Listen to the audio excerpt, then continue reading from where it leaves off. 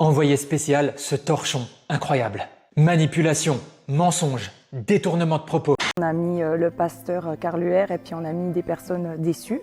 Mais encore une fois, c'était vraiment orienté.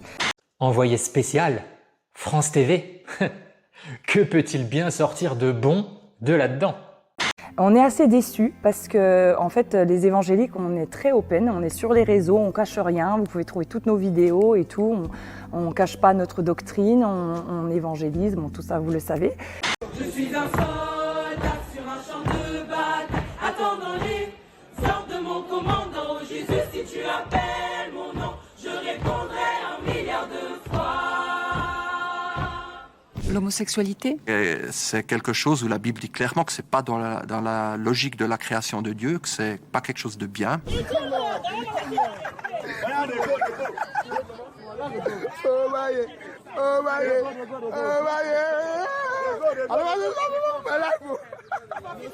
et la Bible elle va même plus loin, elle dit que si tu ne donnes pas ces premiers 10% à Dieu, tu voles Dieu. Parce que ça lui appartient. C'est pas un choix de dire mais qu'est-ce que je fais avec ces 10% ce mois parce que là j'ai vu un truc. C'est de dire ces 10% appartiennent à Dieu. C'est ce que lui te demande. Et si tu ne le fais pas, tu voles Dieu. This was paid cash. This was paid cash. This was paid cash. And the new one's going to be paid cash also. Vous avez été soigné, vous avez vu le kiné, mais les choses vont pas comme vous souhaitez. Et effectivement, il y a un problème que Dieu seul peut résoudre. Et il veut le résoudre maintenant, ce matin. Je veux que tu apprennes, mon fils, à me connaître comme l'Éternel qui te guérit. Je renverse le verdict des médecins maintenant. Je renverse le verdict des médecins maintenant. Père, dans le nom de Jésus, je déclare que son système respiratoire est restauré maintenant. Je commande à cette sclérose en plaques de mourir sous la puissance de Dieu. Au nom de Jésus. Sachez que les évangéliques, ce sont nos églises qui ont le taux de multiculturalité la plus importante dans tout le pays. Vous trouverez dans nos rangs des bleus, des verts, des jaunes, des noirs, des jeunes, des vieux, et ça vous le trouverez nulle part autre. Il ne peut pas exister au sein de nos rangs du racisme ou des choses comme ça. Donc votre petit côté obscurantiste, complètement lunaire. Il y a comme des connexions neurologiques qui ne sont pas établies. Tu as souffert au travers de cela. C'est une maladie qui a provoqué cela. Et à vrai dire, c'est une maladie que tu as attrapée en allant sur le continent africain. Je ne cherche jamais à enrôler des gens dans une religion. Je ne cherche pas à emmener les gens dans l'église où je vais. Alors je vous rassure, je ne suis pas témoin de Jéhovah ni rien de tout ça, je ne remplis pas les bâtiments. Alors moi, le but de ma démarche, monsieur, je ne suis pas témoin de Jéhovah ni rien de tout ça, je ne remplis pas les bancs des églises. Bon, après, parler des choses qui ne vont pas dans le christianisme, ce n'est pas un problème. Moi, je trouve que c'est même très bien et nous sommes, les évangéliques, vraiment en train de le dénoncer. Le CNEF a créé des capsules comme SOS Abus, des choses comme ça. De plus en plus, il y a aucun problème, nous soutenons ça. Mais ce qui nous a un peu fait bizarre, c'est que alors que dans certains documentaires, vous allez dénoncer un christianisme mort et austère et tout ça, que nous déplorons nous-mêmes et nous disons oui, c'est vrai, les choses doivent changer, ce n'est pas juste. Et bien, quand il y a un christianisme vivant, avec de la musique qui accueille les gens, qui est chaleureux, et bien là, vous le critiquez aussi. Donc au final, on finit par se demander, mais est-ce que c'est pas la christianophobie ? Être chrétien radical n'a rien de négatif. Si vous regardez la plupart des filles évangéliques, c'est des filles modernes, dynamiques et tout ça, donc c'est faux, nous ne sommes pas rétro ou je ne sais quoi. Par rapport à l'avortement, vous ne croiserez aucun évangélique en France qui va brûler une clinique ou qui va harceler un gynéco ou quoi, qui a pratiqué l'avortement. Ça n'existe pas. L'avortement, Alors, l'avortement est un meurtre. Et la Bible dit de ne pas commettre de meurtre. On n'est pas contre l'avortement. Nous sommes pour la vie. Alors vous allez dire que je joue avec les mots, mais je vais bien le redire. Nous ne sommes pas contre l'avortement, nous sommes pour la vie. Et nous allons vous expliquer notre position. L'avortement est un droit en France qui est venu s'installer avec Simone Veil parce qu'il y avait des situations dramatiques de femmes. Et du coup, l'avortement, quand une femme ne pouvait pas, à cause de son contexte, garder l'enfant, il y avait l'avortement. Et les évangéliques proposent que si une femme, malgré un contexte catastrophique, veut garder son enfant, nous proposons de l'aider. Donc pour nous, le problème n'est pas le bébé, mais c'est le contexte dans lequel le bébé arrive. Donc nous travaillons sur le contexte. Là où il y a une femme qui dit « moi je peux pas, je peux plus », et elle choisit l'avortement, ça c'est ce que l'État propose. Et nous les évangéliques, nous proposons, si jamais vous voulez le garder, mais que votre contexte est toujours aussi dramatique, nous proposons une aide. Nous proposons un deuxième choix à ces femmes-là. Et elles sont libres, totalement libres de choisir. Trouvez-moi dans mes 1000 vidéos TikTok une seule vidéo où je parle de l'IVG. Allez-y, je les connais toutes, tous les sujets que j'ai traités.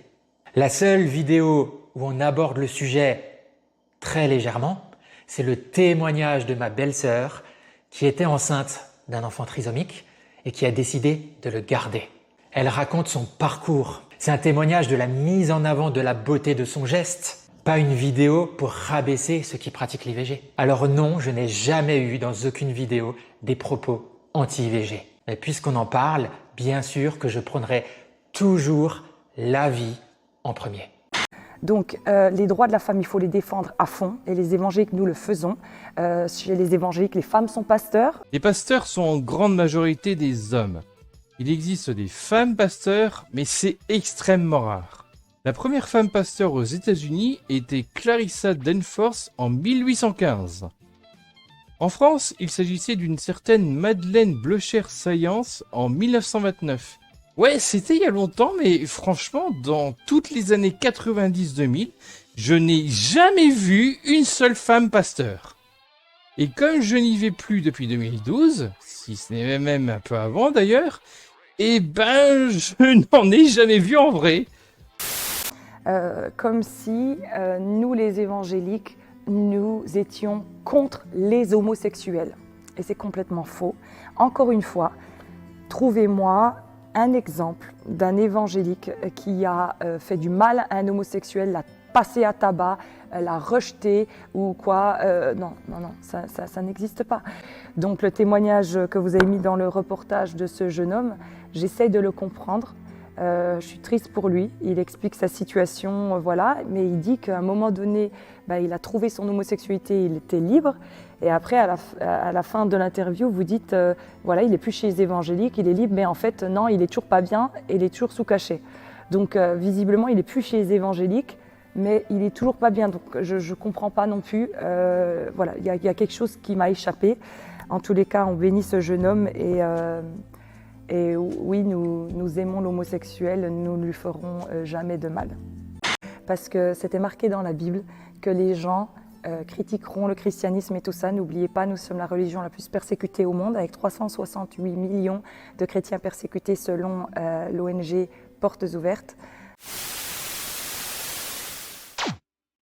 Bonjour, bonsoir, bonne nuit pour les No Life. Je réagis aux réactions des évangéliques au dernier envoyé spécial, voilà, qui s'intitule Évangélique, un succès pas si angélique. Vous êtes probablement pas passé à côté, en tout cas ne serait-ce que par les réactions justement des évangéliques. Donc c'est un documentaire qui est sorti le 25 septembre 2025 donc, qui donc présente les évangéliques, en gros la religion évangélique. Et donc, ce reportage documentaire a généré beaucoup de réactions de la part donc des principaux concernés. En fait, dès le lendemain, il y a eu une pluie de vidéos. C'est absolument incroyable comment ils ont été réactifs de vidéos-réponses. Donc voilà, des évangéliques qui donnaient leur avis. Et j'ai envie de décrypter un petit peu tout ça. On va analyser un petit peu des arguments qui sont revenus plusieurs fois. Alors à la base, je voulais vraiment faire avec je sais pas combien de vidéos. Bon, normalement, il y aura pas beaucoup de montage sur cette vidéo. Je vais la faire assez vite fait, un peu comme pour la petite vidéo Rapture Talk que j'avais fait il y a pas très longtemps. Pourquoi? Parce que c'est une vidéo un peu réaction à l'actualité. Déjà, je débarque au moins 2 semaines après la bataille, donc bon. En plus de ça, j'ai toujours pas fini l'évangélisme de A à Z. Il me manque encore la partie 5 à finir. J'ai dressé une liste de mauvais arguments. Oui, je donne des points. Des arguments discutables et des bons arguments. Parce que oui, il y a eu des arguments recevables dans tout ce qu'ils ont dit. Alors, il y en a peut-être eu même plus que 3 ou 4, mais j'ai dû me concentrer beaucoup sur 2 vidéos parce que j'ai pas le temps de décrypter plus de vidéos, tout simplement. J'ai à peine eu le temps d'en voir une autre, elle est aussi assez critique, puis une autre qui relève un peu le niveau, j'ai envie de dire, de Regard Protestant. Et ça fait plusieurs fois que je vois Regard Protestant relever le niveau sur divers sujets sur l'évangélisme. Donc ça fait plaisir. Bref, on va commencer tout de suite par les mauvais arguments. Je vais pas vous mentir, ça va être les plus nombreux. En gros, on a d'abord les églises évangéliques sont très multiculturelles, il y a toutes les couleurs de peau dedans. On l'avait vu, voilà, avec un extrait là. Alors, ma réponse à ça, alors ça va être un peu subjectif, hein, parce que j'ai pas forcément des données. Moi, ce que je dirais là-dessus, c'est que oui, sauf qu'en vrai, les Noirs ou autres se retrouvent en particulier dans des églises communautaires, du moins à Paris. Typiquement, il y a la communauté des expressions africaines à Paris, là. Et par exemple, il y avait Paris Centre Chrétien. C'était ceux que j'avais montré une vidéo en live sur les 25 minutes en enfer, pour donner un exemple. Donc il y a ça, il y a aussi les évangéliques chinois de Paris. Voilà. Mais de ce que j'ai vu dans les églises où je suis allé, donc c'était dans les années 90-2000, et les diverses images que j'ai pu voir, et là, c'était autant des images un peu vieilles, des images d'il y a 20 ans, que des images récentes. Les églises, en vrai, sont majoritairement blanches, et je pense avec des populations de classe moyenne et supérieure. Alors oui, effectivement, dans l'idéal, il faudrait des études. Mais en fait, moi, ça me fait penser à la chanson des Malpolis qui s'appelle Ma Ville, ou je sais plus trop comment. C'est une cité bigarrée, blanc, jaune et noir sont mélangés. Mais on s'est arrangé pour qu'ils se partagent qu'un seul quartier. Maintenant, à voir dans les églises situées dans des quartiers plus populaires. Là, est-ce que c'est... Voilà, est-ce qu'il y a plus de diversité au sein d'une même église, ou est-ce que c'est très... ça va être plus église communautaire, je sais pas. Il y a des gens qui croient dans l'horoscope, il y a des gens qui croient qu'avec l'eau sucrée de l'homéopathie, ils peuvent guérir. Et ça vous pose aucun problème. C'est une forme de spiritualité. Mais par contre, quand c'est des chrétiens, là, ça vous pose problème. Ensuite, on nous dit il y a 2,7 milliards de croyants sur la planète, donc toutes religions confondues, et donc il y a d'autres croyants. Et donc, pourquoi vous parlez pas des autres croyants? Alors oui, il y en a d'autres, des croyants. Et... Oui, et, juste et, j'ai envie de dire, voilà, juste et. Là, le sujet, effectivement, c'était les évangéliques. Ajoutons à ça, en gros, parce qu'on peut avoir un sous-entendu, comme il y a d'autres religions, c'est un petit peu une version subtile, entre guillemets, du « Pourquoi vous tapez pas sur l'islam, le judaïsme ou le bouddhisme? C'est pourquoi vous parlez pas d'islam ?» C'est une variante dans ce qu'on retrouve beaucoup en commentaire sur YouTube. Et en plus de ça, en fait, quand on y pense, il y a un peu un combo d'un argument du nombre, hein, les 2,7 milliards de croyants sur la planète. Alors d'ailleurs c'est drôle, hein, pour la personne qui a dit ça, elle a insisté sur les croyants d'une manière générale, même pas sur les chrétiens. Donc un combo argument du nombre, plus sophisme de la double faute, c'est-à-dire, oui, mais les autres là-bas, regardez les autres là, hein, vous avez pas tapé sur eux. Donc, puis il y a... Est-ce que ça voudrait dire quoi? Les autres aussi, il faudrait en parler, ils font de la merde, alors nous, on fait rien de grave, foutez-nous la paix, voilà. Donc, combo argument du nombre, plus sophisme de la double faute, plus victimisation. Et ça c'est un truc qui est pas mal revenu aussi, mais ça c'est un grand classique de toute façon... Les chrétiens, en tout cas dans le monde évangélique, hein, ils rebalancent beaucoup le truc de la persécution des chrétiens. Dans certains pays, effectivement, oui, les chrétiens sont persécutés. Mais là, on parle de la France. On parle de pays comme la France, les États-Unis, tout ce qui est occidental en général. Ça va. Et se mettre un peu à la même place que ceux qui sont vraiment persécutés, genre traqués et mis à mort. Bon, comment dire, hein? Ensuite, qu'est-ce qu'on a? C'est pas nous qui guérissons, mais c'est Dieu qui guérit. Alors ça, c'est quelque chose que d'ailleurs, on avait déjà vu dans l'un des documentaires, Les évangéliques américains à la conquête du monde, meilleur documentaire sur les évangéliques. J'ai envie de faire l'amour à ce documentaire, franchement. Après, oui, et peut-être que les journalistes ont une espèce de réflexe à demander, genre, c'est vous qui guérissez, vous personnellement qui imposez les mains, et ils vont dire, c'est vous, ben non, c'est Dieu qui guérit. Et dans ce cas-là, à quoi servent les gens qui font l'imposition des mains, justement?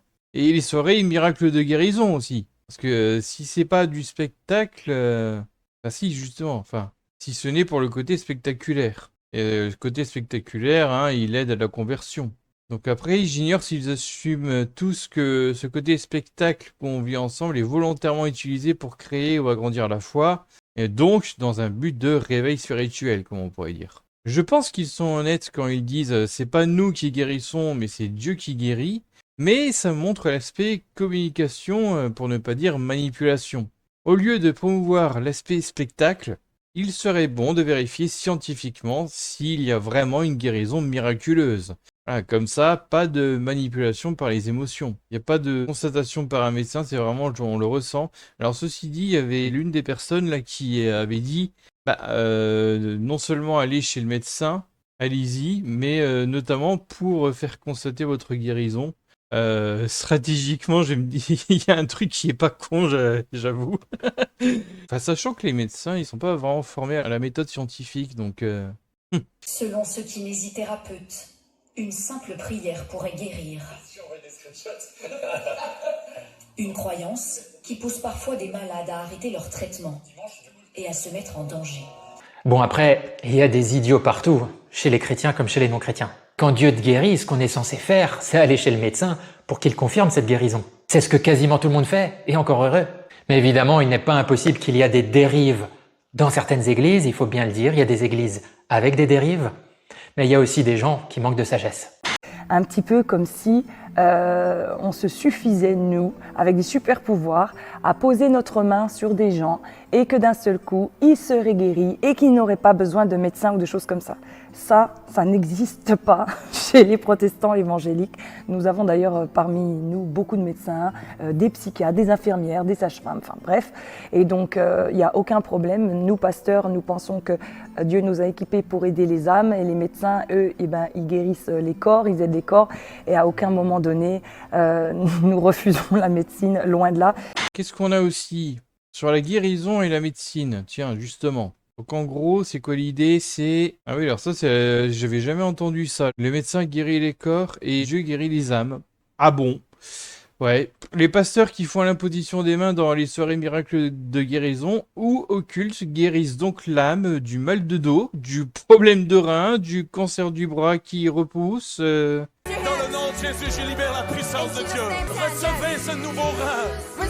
Oui, parce que comme je l'avais dit, la croyance du bras qui repousse, c'est revenu plusieurs fois. Enfin, on l'a entendu dans le documentaire là d'Envoyé spécial et on l'avait eu dans Les évangéliques américains à la conquête du monde. Donc, Pour les évangéliques, le Christ peut aussi guérir les cas les plus désespérés, comme cette femme brune qui tremble. Elle a perdu son bras. On avait ça vraiment dans notre cœur que son bras va repousser, parce que c'est déjà arrivé plusieurs fois.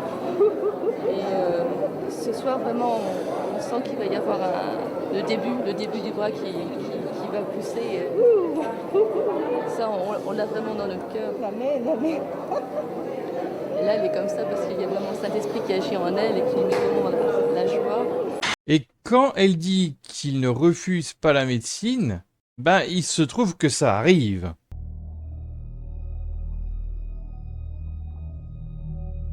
Idaho has far more deaths because of religious beliefs against medical care than any other state in the Union. The legislators know this and have chosen year after year to do nothing. Did have them all at home with no medications or anything. Après, si elle, personnellement, elle rejette les guérisons miraculeuses et conseille aux gens de ne pas se détourner de la médecine, tant mieux. Il faut encourager tout ce qui est influenceur évangélique, tout ce qui est pasteur, tout ça. Il faut les encourager à ce qu'ils disent, allez chez le médecin, ne remplacez pas la médecine par la prière.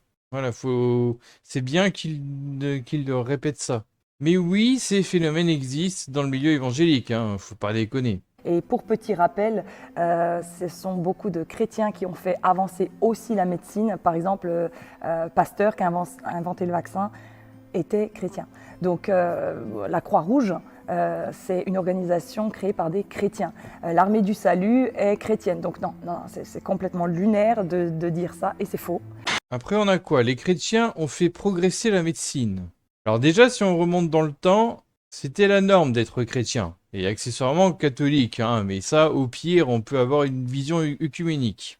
Et c'est bien de regarder dans le passé et d'essayer de faire l'histoire. Mais il faudrait voir ce qu'il en est aujourd'hui. Ensuite, l'un n'empêche pas l'autre. L'évangélisme est multiple et il est impossible d'en faire des généralités à part sur des gros fondamentaux. Ça, je le dis depuis des mois. Et j'aurai l'occasion d'y revenir un peu plus tard là, mais t'auras tel évangélique qui va affirmer ça, t'auras un autre évangélique qui va affirmer l'inverse. Donc l'argument suivant, c'est pas parce qu'il y a eu un problème à un endroit et à un moment précis qu'il faut faire fermer toutes les églises évangéliques. Alors premièrement, à quel moment le documentaire a dit ça? Et deuxièmement, cette critique balaye d'un revers de la main, même involontairement et inconsciemment, le fait qu'il puisse y avoir des problèmes systémiques dans le milieu évangélique. Ensuite, qu'est-ce qu'on a? On nous reproche d'avoir des églises avec des spectacles son et lumière qui touchent aux émotions. Alors c'est vrai qu'il peut arriver qu'on fasse la remarque chez les non-chrétiens. Par exemple, dans l'envoyé spécial, oui, il le montre. On a la voix off qui dit c'est un véritable spectacle, c'est un show tous les dimanches, ce genre de truc. Mais c'est dit d'une manière assez descriptive en vrai. Mais le fait que ce soit reproché, je dis bien reproché, ça vient surtout du milieu évangélique lui-même, ou d'autres milieux chrétiens, le genre des chrétiens de protestantisme plus classique. En fait, ils appellent ça les églises boîtes de nuit. Voilà, c'est un petit surnom péjoratif qui circule dans le milieu. Souvent, on peut sentir dans votre argumentaire qu'il y aurait une forme de pression pour que les gens donnent de l'argent. Donc, comment je vais essayer de vous l'expliquer? Si vous faites partie de n'importe quel club, j'en sais rien, moi, de sport, de tout ça, vous participez. En gros, les gens participent. Mais ils sont libres, la Bible, elle dit, libres de donner avec un cœur joyeux. Je suis d'accord avec vous qu'il y a eu des dérives et nous sommes les premiers à les dénoncer. Et pour nous, ces personnes-là ne sont pas des vrais pasteurs. Mais ce n'est pas parce qu'il y a des faux pasteurs qu'il n'y a pas des vrais. Donc ce n'est pas parce qu'il y a de la fausse monnaie qui circule que du coup, il n'y a plus du tout de vrai argent. Alors après, on a une histoire de vrais et faux pasteurs, vrais et faux évangéliques. Alors déjà, c'est pas un problème de fausse monnaie, hein. L'argent des fidèles est bien réel, hein. Donc personne n'a jamais parlé de fausse monnaie dans le problème de la théologie de la prospérité. Ensuite, on appelle ça un sophisme du vrai écossais. Parce que c'est quoi les critères pour les différencier, hein, les vrais et les faux pasteurs, ou les vrais et les faux évangéliques? En quoi un pasteur qui abuse sur la dîme et se paye des jets privés est un faux pasteur? Alors bien sûr, il envoie un certain message en faisant ça. Donc, je montre dans ma vidéo qu'il peut être plus ou moins justifié bibliquement comme il peut être débunké bibliquement. Donc ce sera dans la partie 3 ou 4, je sais plus, de l'évangélisme de A à Z. Mais techniquement, ça ne l'empêche pas à côté de faire des prêches sur les valeurs et messages que vous considérez comme vrais. Et pour les évangéliques eux-mêmes, les membres lambda, un évangélique il devient vrai à partir de quel moment? Quand il a donné sa vie à Jésus? Quand il demande pardon une fois qu'il a péché? Les évangéliques qui pêchent souvent sont-ils des vrais, sachant qu'on pêche tous les jours? En principe, oui. Et du coup, c'est quoi un faux évangélique? Mais sur tous mes profils, il est écrit chrétien. Et il n'est jamais précisé évangélique. Et même pendant près de 2 ans sur mes réseaux sociaux, à chaque fois qu'on me posait la question « Mais de quelle religion tu viens? De quelle branche ?» je répondais toujours la même chose. Je suis chrétien, disciple de Christ, comme l'étaient les premiers chrétiens. Mais chrétiens, pour leur émission, ça fait trop simple, ça fait trop normal. Donc il faut encore et encore repréciser, comme si nous, on martelait le mot évangélique. Mais c'est eux qui martèlent ça, pas nous.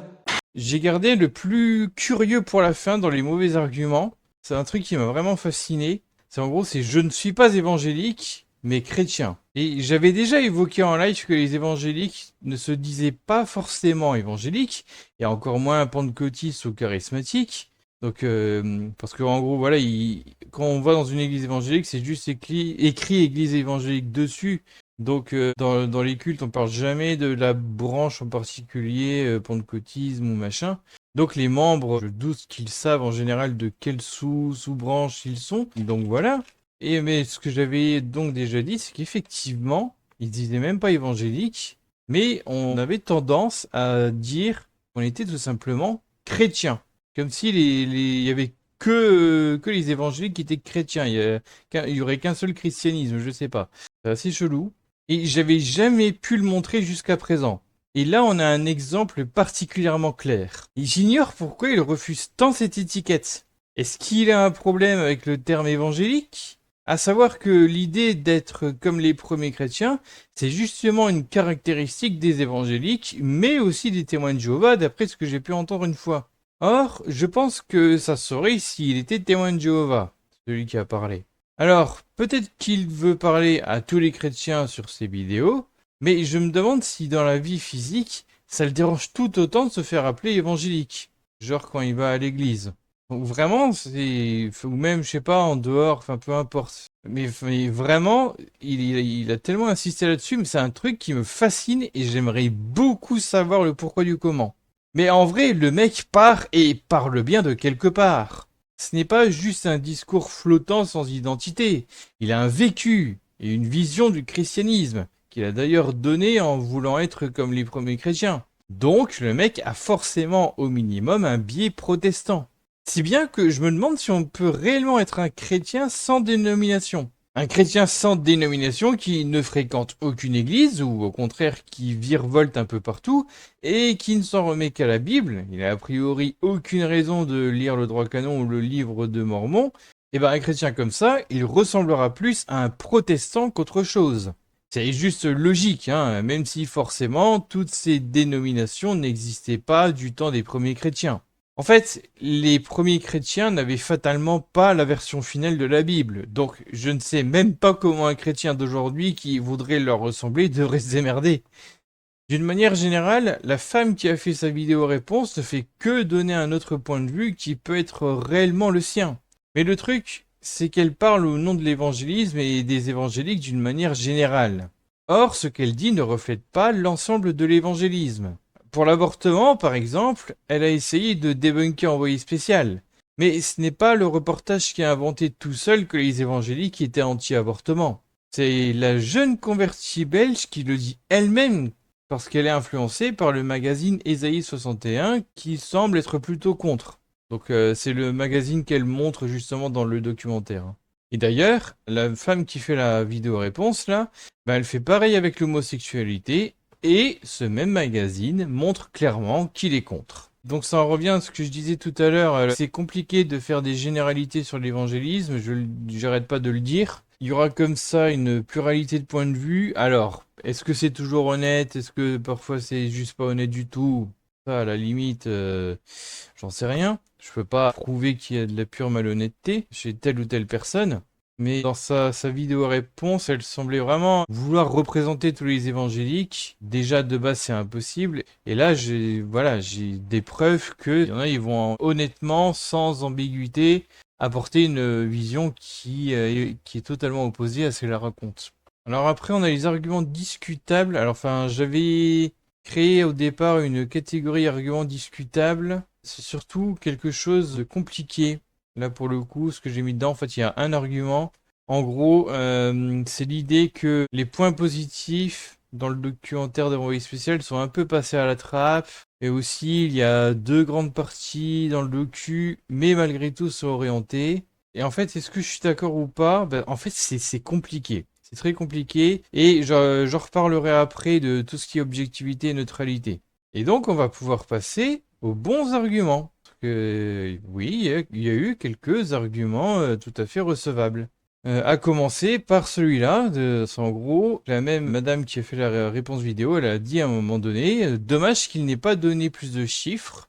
Et ensuite elle dit, Sébastien Fatz, qui est chercheur au CNRS, avait fait une enquête approfondie. Et oui, j'avoue que ça aurait été intéressant d'avoir quelques données brutes dans le genre et d'interviewer des chercheurs. Parce que là, ouais, effectivement, en gros, on a quoi? On a des chrétiens membres, on a le pasteur de l'église Martin Luther King, on a la jeune convertie, on a l'influenceur TikTok. Disons que c'est un reportage qui allait interroger des concernés directement, quoi. Mais oui, il n'y a pas tout l'aspect sociologique, on va dire, dans le sens où on aurait pu demander des experts des informations, quoi.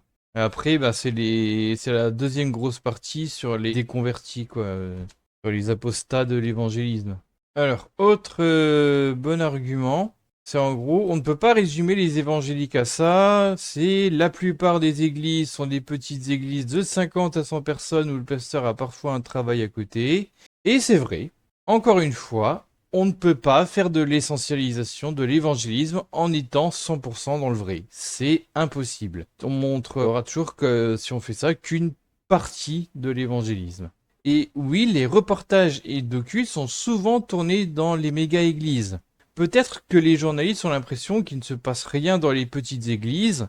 Et oui, les grandes églises avec des pasteurs stars à moitié humoristes et beaux gosses, bah, ils sont plus impactants à l'image qu'un vieux de 50 ans dégarni dans une ambiance chiante à crever. C'est peut-être un peu pour ça. C'est peut-être limite la raison principale du pourquoi du comment.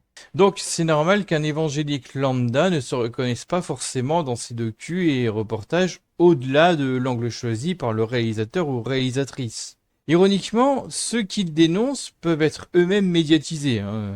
Bon, pas forcément dans des méga-églises, mais qui du moins peuvent faire plein de vues sur YouTube ou autres plateformes. Ensuite, il y a quelqu'un qui a dit « Je ne prêche pas pour l'évangélisme, mais pour le message de Dieu ». En fait, ça rejoint un peu le mauvais argument de tout à l'heure, mais en vrai, ça se tient. Parce que si le mec fait des mini-prêches en vidéo, il parlera effectivement de divers messages bibliques, pas du milieu évangélique. Enfin, il va donner des messages d'espoir, il va pas parler spécifiquement de l'évangélisme quand il fera ça. Et ça va être la Bible dit.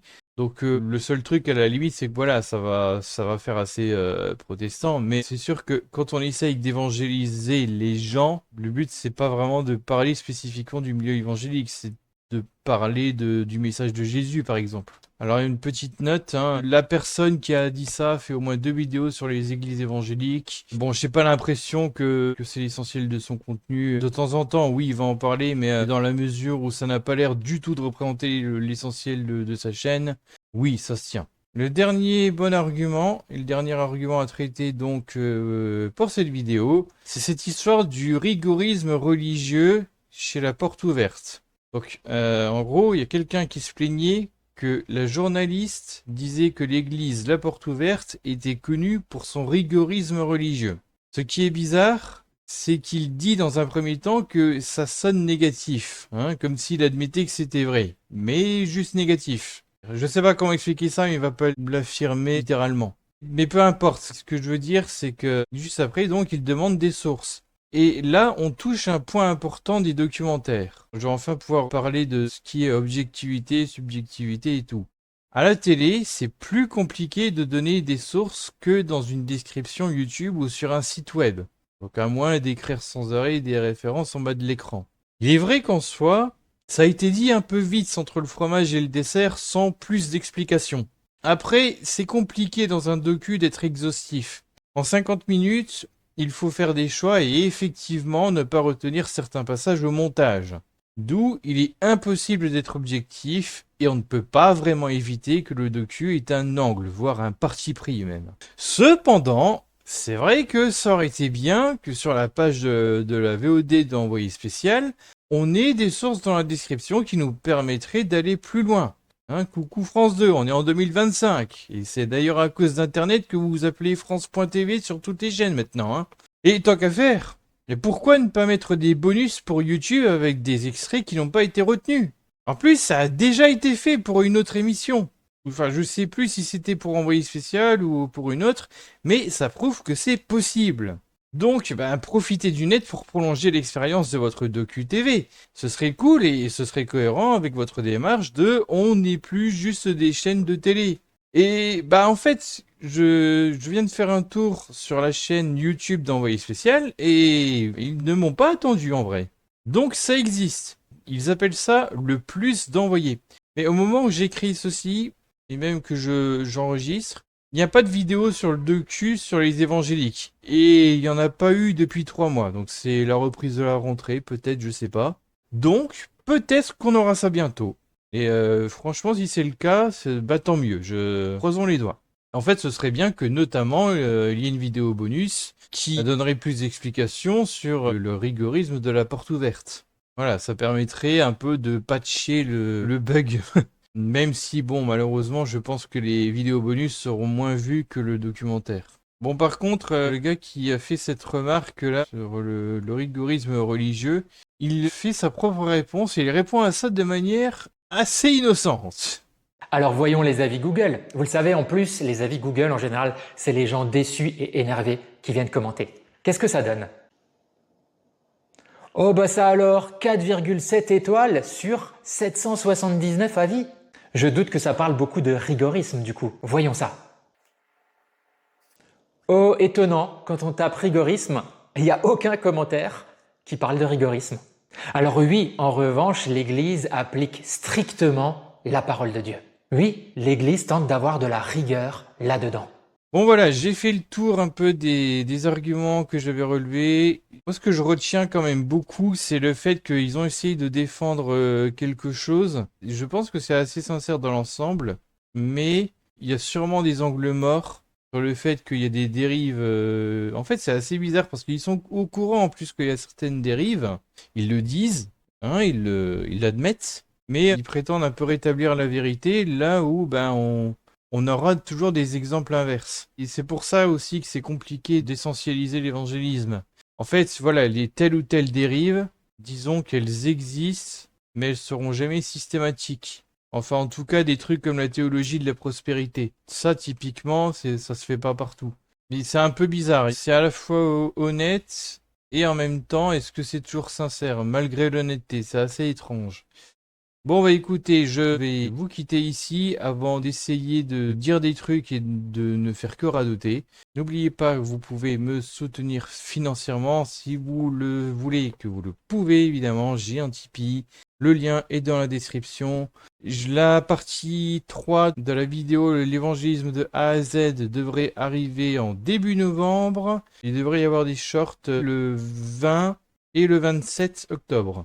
Voilà, donc il y aura en fait 2 extraits en short de la partie 3 pour vous faire patienter.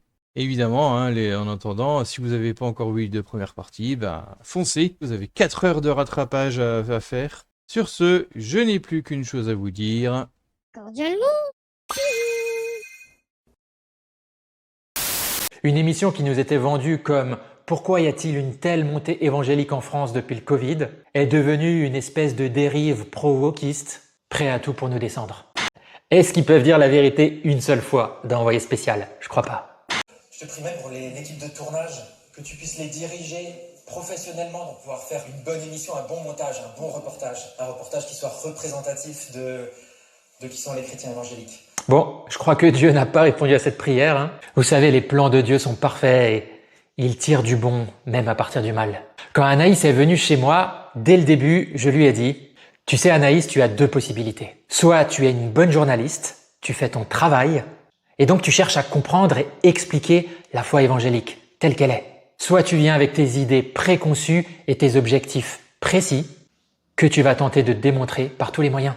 Mais si tu fais ça, je ferai une vidéo devant toute la France pour expliquer comment fonctionne Envoyé spécial. » Eh nous y voilà. C'est comme ça que fonctionne France Télé avec cette émission. Généralisation, mensonge subtil, mauvaise foi et mépris, cela montre pour moi la christianophobie qui avance peu à peu dans ce pays, sans que personne dise rien. La Bible dit d'aimer son prochain et même ses ennemis. Ça veut dire que si vous êtes chrétien radical, vous appliquez ça à la lettre. Vous donnez de l'amour à tout le monde et tout le temps. Wow, ne soyez pas radical s'il vous plaît. C'est vraiment horrible, donner de l'amour à tout le temps. Non, faites pas ça. Vu comme ça, alors oui, je veux bien être un chrétien radical et j'espère l'être encore plus avec les années. Seigneur, permets-moi d'aimer tout le monde, même les journalistes qui font du sale boulot. J'aimerais dire qu'en tant que chrétien, je n'éprouve aucune haine à leur égard. Je sais que la notion d'amour véritable fait mal à leurs oreilles. On l'a vu notamment lorsque la femme de Charlie Kirk a pardonné publiquement le tueur de son mari. Leurs oreilles ont saigné, ils n'ont pas supporté. Mais c'est l'attitude du chrétien. Je leur pardonne entièrement d'avoir été mensongers et manipulateurs. Je leur souhaite seulement une seule chose, c'est qu'un jour ils puissent faire véritablement la rencontre de Christ. Pour Anaïs, ça lui arrivera. J'ai prié avec elle pour ça quand elle était chez moi et je suis persuadé que ça lui arrivera au temps voulu. Je les remercie également d'avoir participé activement à faire monter notre foi. À tous ceux qui avaient reçu du Seigneur ce que cette émission deviendrait. Et d'avoir également activement participé à la réalisation de la Bible. Il est bien dit que nous serons persécutés et détestés pour notre foi en Christ. Le bien commence à être appelé mal et le mal commence à être appelé bien. Grâce à eux, je suis détesté de certaines communautés. Je reçois de nombreuses insultes et menaces de personnes homosexuelles. Ceux qui n'ont pas fait la part des choses face à une émission aussi sournoise. Mais attention à ne pas rentrer dans une forme de christianophobie et de commencer à reprocher à des gens ce que vous faites vous-même.